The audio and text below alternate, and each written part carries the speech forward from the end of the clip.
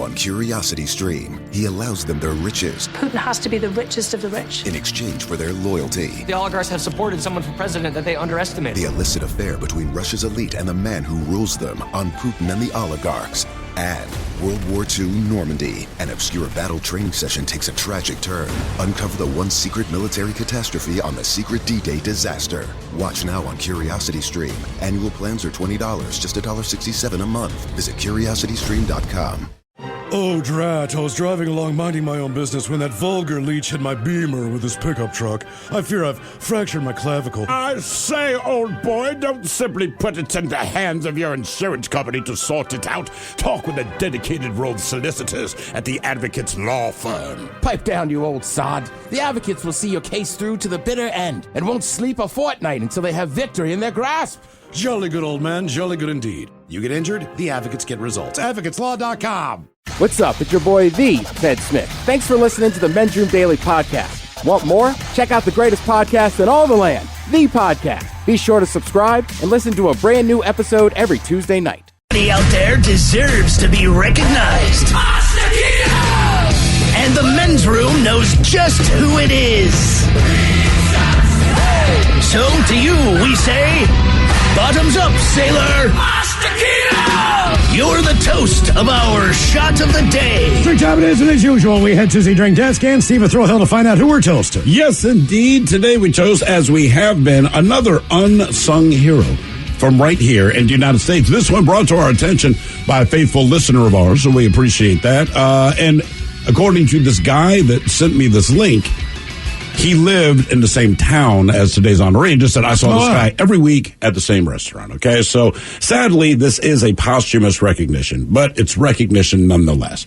This guy was born in 1936 in a small town, and basically, he pursued all things small-town Americana, right? Like our very own Miles Montgomery and Mike Hawk, our honoree, also a Boy Scout. Oh, cool. Later went on to become a Scout leader. Quick side question. Do you have to have been an Eagle Scout to be a Scout leader? You do not. Okay, all right. You just have to volunteer your time. Either way, Boy Scout, then became a Boy Scout leader. More than that, he was also a volunteer firefighter and served as the chief of the volunteer firefighters for 5 years, while at the same time working as an engineer at the local water treatment plant. And in his free time, he enjoyed hunting, fishing, bowling. This is the man who chose to simply enjoy his life without complaints. Join me in raising a toast to Dick Ball. That's right, Dick Ball. Yeah.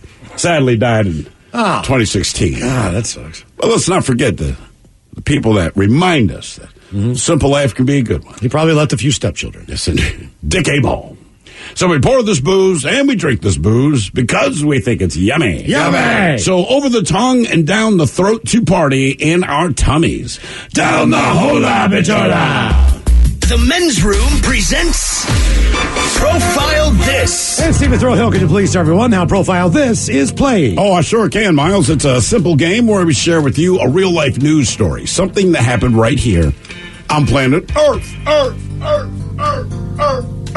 And as you listen to the story, based on the stereotypes you believe to be true of people and the decisions that people make, we'll ask you what it is you think makes the story a story. Hello, Bryce. Welcome to the Men's Room. Hola. Hola. All right, Bryce, you understand how this here game is played? Yes, I do. Fantastic. You have your choice of one of three stories. We have the wonderful world of drugs. We have Bite Me. In other words, what did someone find in their food? And finally, interior decorating, where you guess the foreign object that ended up on the inside of someone. Let's go drugs. All right, we go to the fine state of New Mexico, where a Santa Fe woman nearly got away without incident after she rear-ended a vehicle. However, her actions indicated that she might be under the influence of something, so police were asked to return to the scene. Officer Dustin Chavez, he was dispatched to the accident around 10:30 in the morning after he was told that one of the drivers involved might be intoxicated. When he got there, he spoke with one Clara Vigil, who told him she was driving and the vehicle behind her was swerving and driving too fast.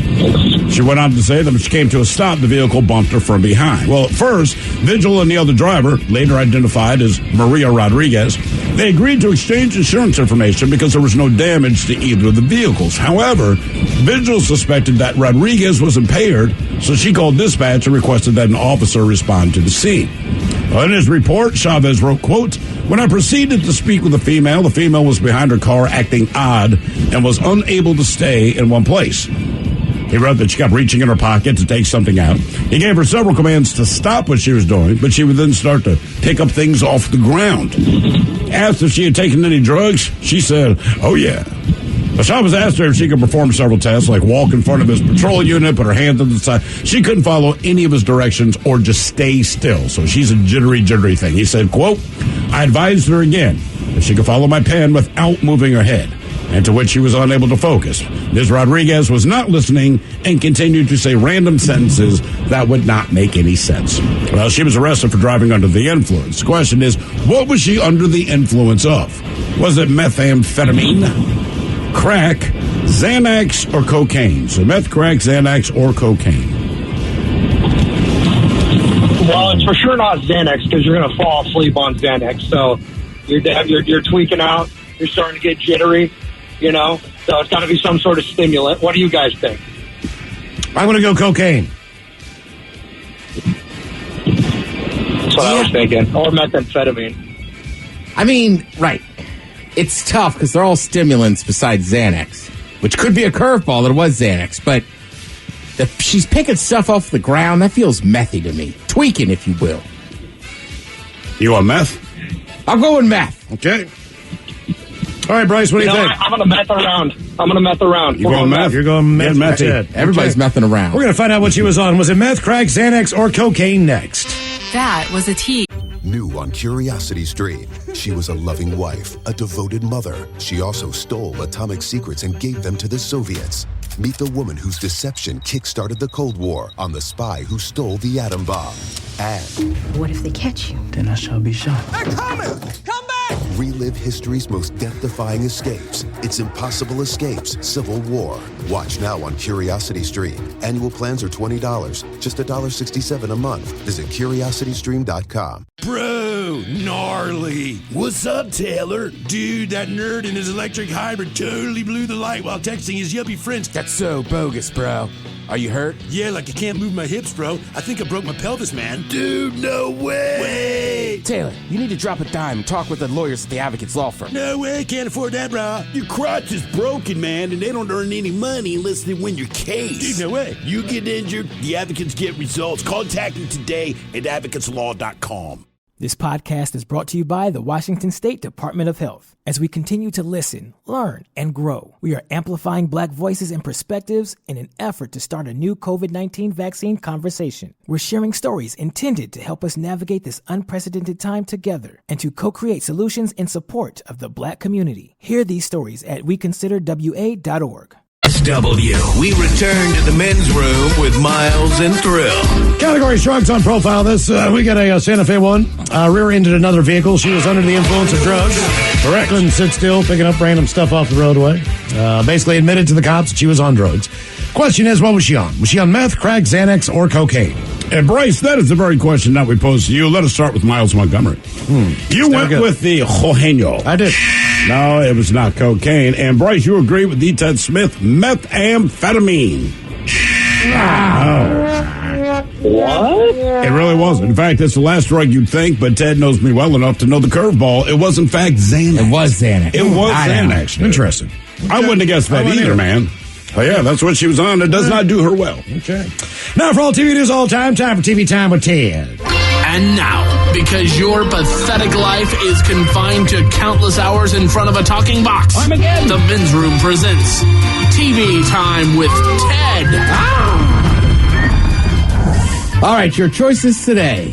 Bill Maher. The Jimmies. Jim Kimmel Fallon.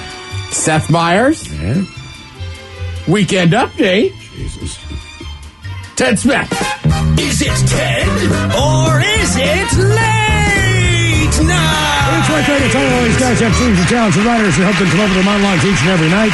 It is up to you to determine, is this an actual late night joke and from whom, or could it be a V. Ted Smith original? Like Mondays, lots of options.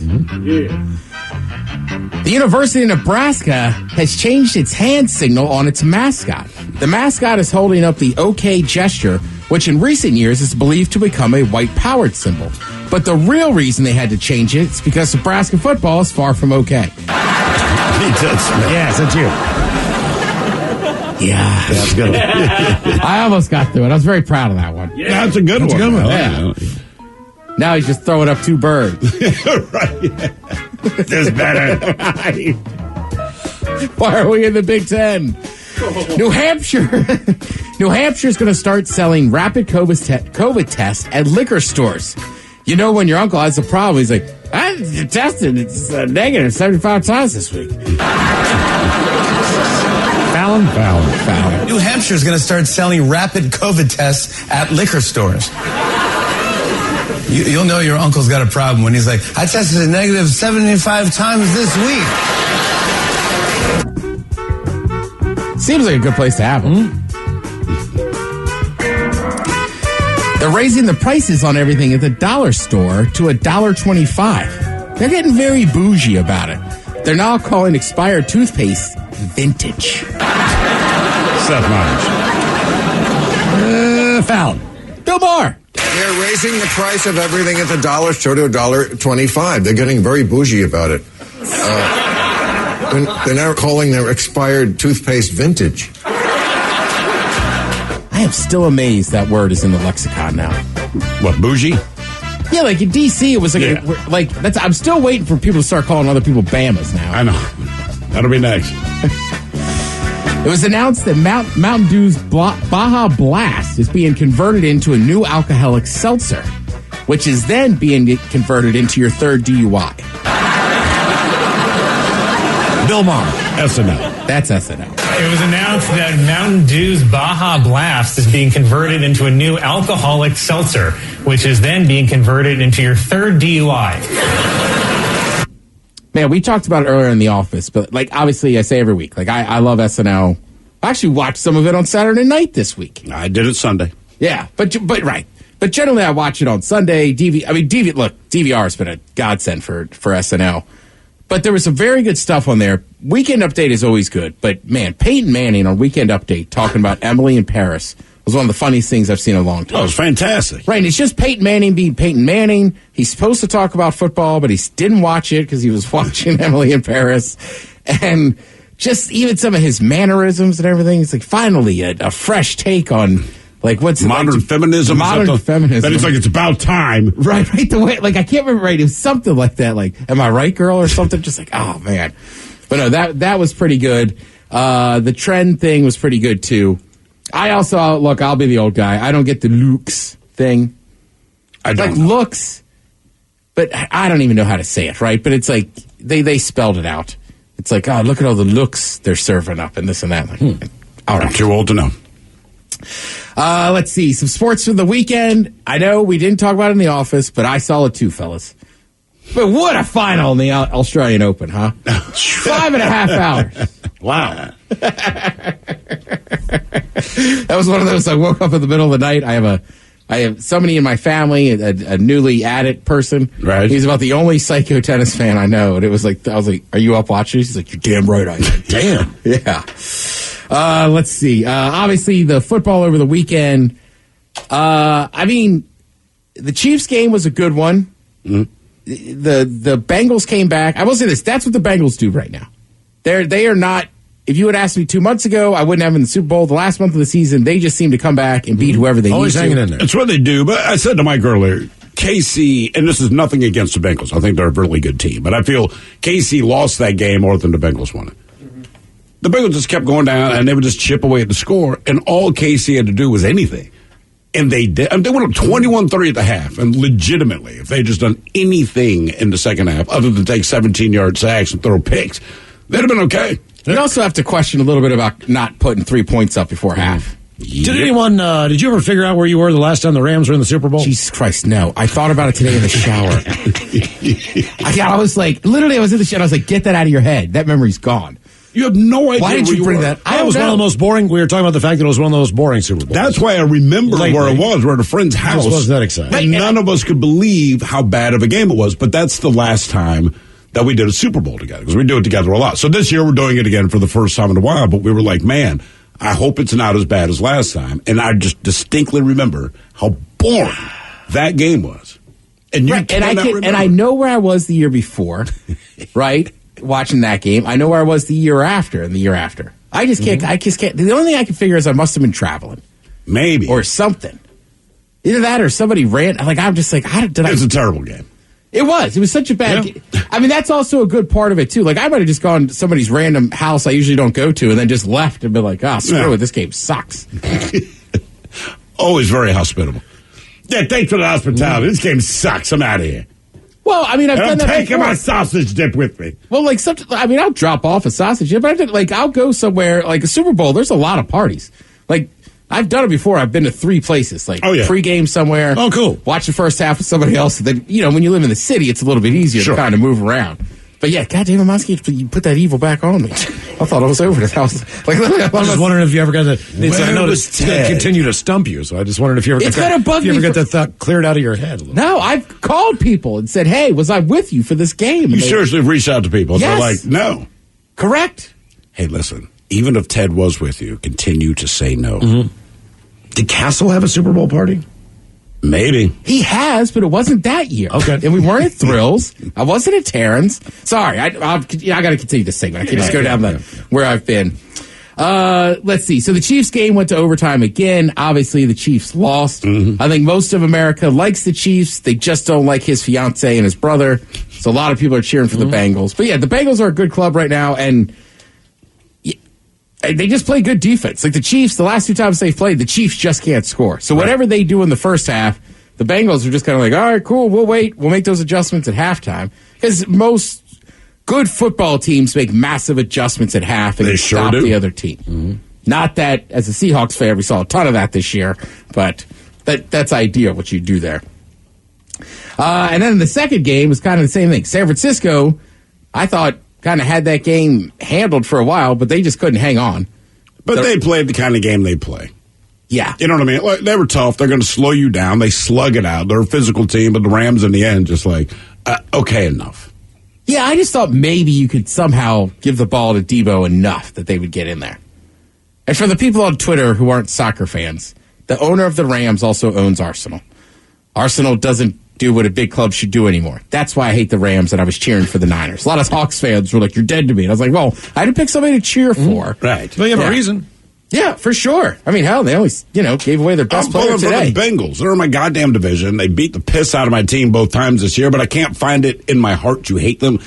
I might hate them by next year. Once you get good, it's easy to hate you. But for Bengals fans, like, I get it, man. It's not only that, but every single player. Long time since you've had anything legitimately to cheer about. The 35 quarterbacks that they've had since they went to a Super Bowl, whatever the number is, it's ridiculous. It's unbelievable. You name them, they more than likely had a year or two on the Bengals.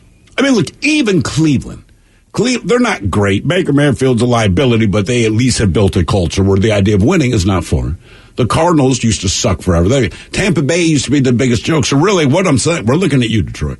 But everybody, even Jacksonville, Cleveland's had a few better years. But Cleveland's only been better the last 2 years. They have been, but still, where they were, there's still promise. People are willing to be traded to your team. You know what I'm saying? Like Detroit, you're still Detroit. Detroit and Jacksonville are the places nobody wants to be. All right, let's see. Joe Exotic, he's been trying. He's been trying to get out of prison. Sure. Basically, he's in prison for a murder for hire plot against Carol Baskins. So they've been doing all this stuff. There's some people out there that really just saw the show and decided they wanted to get him out of prison. He should be in prison, more than likely. But he had his court case in front of the judge, and they knocked off time. So if you're Joe Exotic, you're like, this is great. Good to go.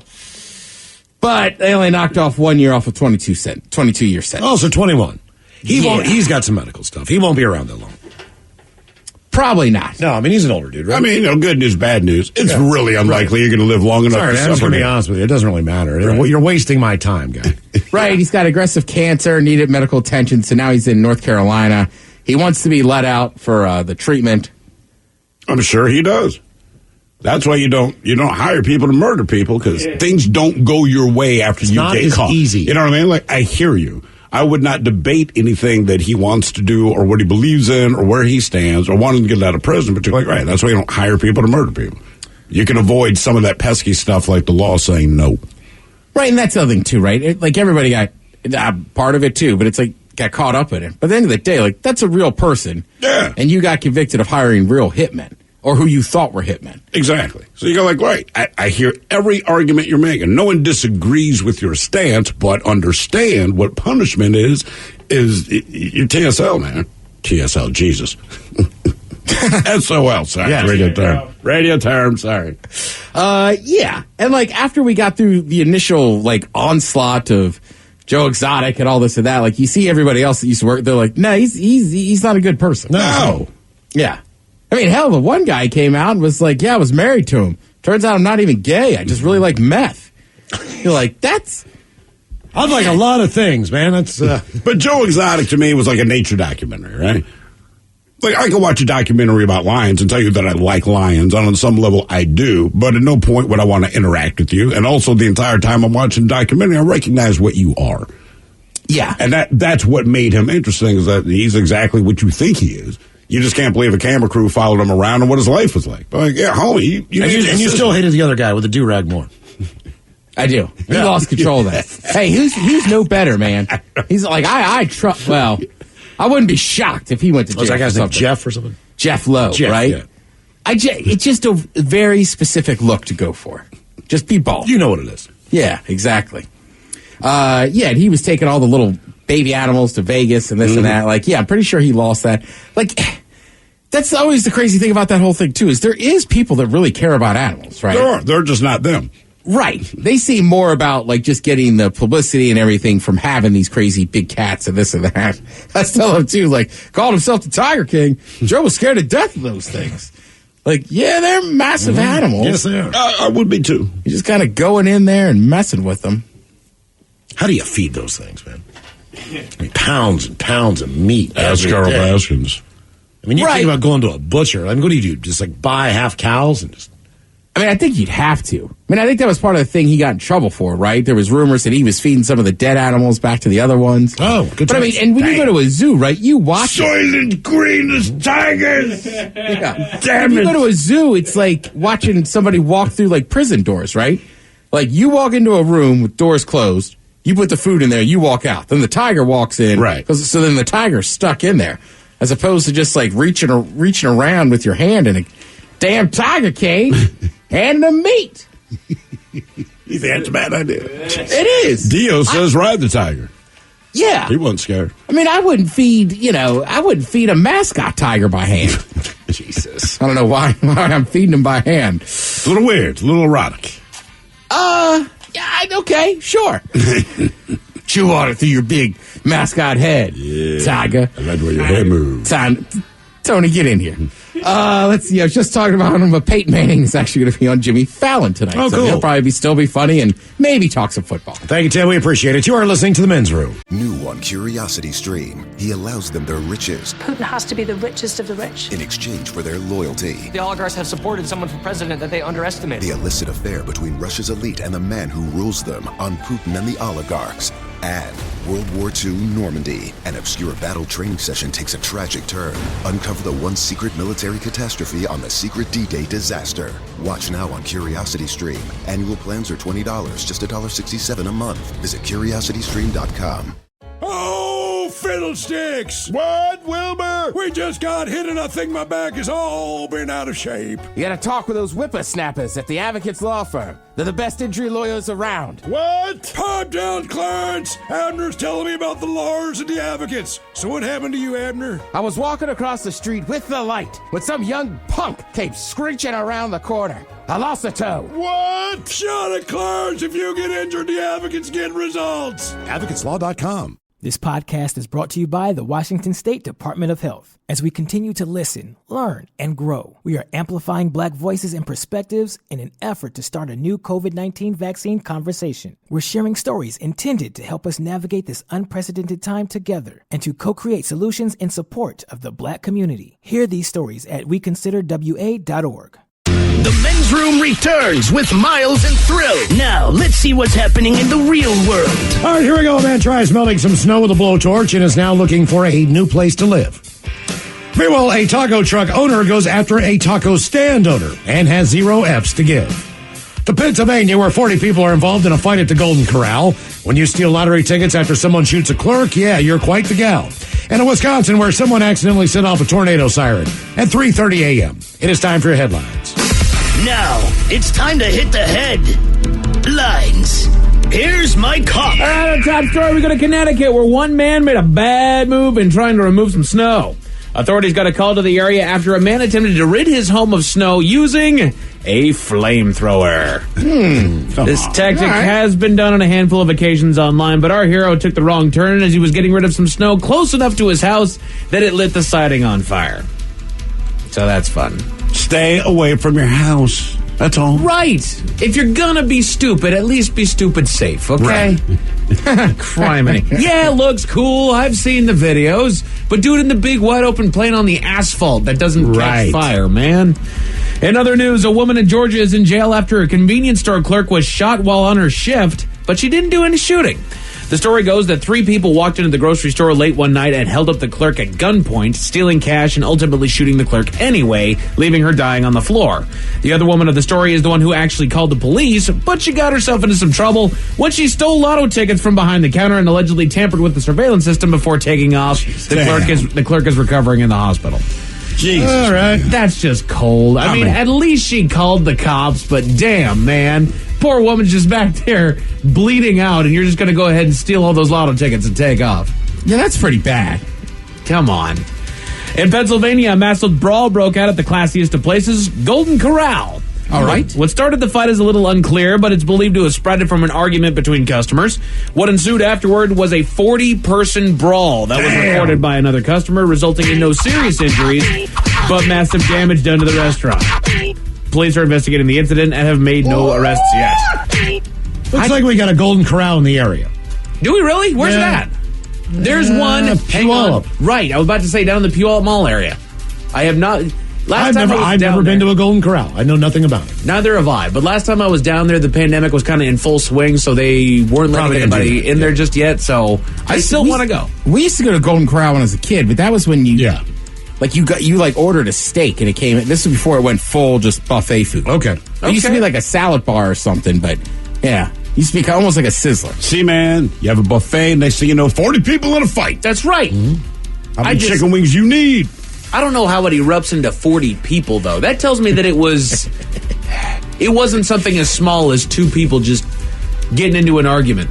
I don't see that snowballing into 40 people. I actually was over the chocolate fountain. Oh, there it is. That chocolate fountain's where it's at, man. To California, where food vendors can't play nice. I wish that's how it started. Right? Another rib? He's doing that thing behind him like, 3 seconds, man. You've been sitting at that chocolate fountain a while. Right. Are you watching the video now, Miles? I'm just watching Golden Corral. Look at all the food. Is this the fight video? No, this is a different. I'm just curious to see what started the fight. He just wants to look at food. I do. You know me. I just want to see what they have. This is the man that sits on Yelp for 4 hours during the show looking at different foods that he's never been to. Yes. Oh, man. It's exciting. It's like being there. To California, where food vendors can't play nice, a man was arrested after video surfaced and went viral of him vandalizing a taco stand. The man is a vendor of a food truck and was filmed taking a fire extinguisher and unleashing it on the outdoor cooking surfaces of a local taco stand. Oh, come on. The man had shown up earlier and threatened the stand to leave and vandalized the place after they ignored his threats. Police were able to identify and arrest the suspect. Yeah, it's the guy who kept asking us to leave. Exactly. Right. It's not hard to do. I'm like, come on, man. You can't afford a little bit of competition? That tells me that your food sucks, not that their food needs to be taken care of, man. Everybody's eating at this damn taco truck. Right? I'll ruin it. Yeah, if you view it as competition, improve. Ta-da. A woman is gaining traction online for her humorous nightly skincare routine. The video shared online shows the woman using some traditional creams and washes on her face before she goes to bed at night, being capped off with the use of a red light face mask. Given the hauntingly evil look that the mask creates, she takes the time in her video to say that while she leaves it on for 15 minutes, she plots who she's going to kill, chooses her weapon, and disposes of the body. It does actually show her grabbing a knife and then dragging what appears to be a dead body into the trash. If you haven't seen that thing, look up this red light face mask. My buddy has one. He sent me a picture of him in it yesterday. It's doggone terrifying. It is. I mean, it looks like something out of a horror film. Yes. But he does have shockingly good skin. Not gonna lie, man, it works. It's scary as all hell, but it works. And that, ladies and gentlemen, is it for your headlines. With it, Mike Hawk is out. Thank you, brother. We appreciate it. We'll see you up next. More Men's Room is on the way exclusively on the Odyssey app with the Men's Room Happy Hour. Yes, indeed, it is all true, but in the meantime, well, we be all about this bitch for about 180 seconds or so. So until then, please do what you do best. And for Aletha's sake, stay beautiful. The Men's Room has been taped before a live studio audience. Wardrobe and makeup provided by Mantastic Limited. This has been a presentation of the Men's Room Radio Network. Oh, man! A Double Flush production. This podcast is brought to you by the Washington State Department of Health. As we continue to listen, learn, and grow, we are amplifying Black voices and perspectives in an effort to start a new COVID-19 vaccine conversation. We're sharing stories intended to help us navigate this unprecedented time together and to co-create solutions in support of the Black community. Hear these stories at weconsiderwa.org.